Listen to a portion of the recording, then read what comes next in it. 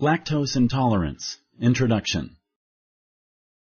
What is the name of the enzyme that breaks down the sugar present in dairy products? Choose one of the following options. 1. Lactase. 2. Lactose. Correct. You cannot have milk or any other dairy product that contains lactose if you have lactose intolerance. Select true or false. Correct. Most people with lactose intolerance can tolerate some lactose in their diets.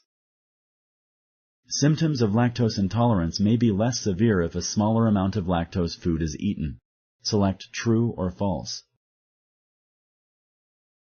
Correct. That is why the main treatment of lactose intolerance is to eat less food containing lactose.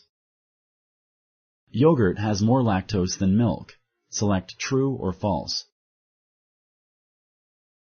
Correct. Milk has more lactose than yogurt. Yogurt is a healthier choice for people with lactose intolerance. You may need to find other sources of calcium if you are lactose intolerant. Select true or false. Correct. Milk and milk products are the best sources of calcium. You may need to look for other sources of calcium to replace what you are losing.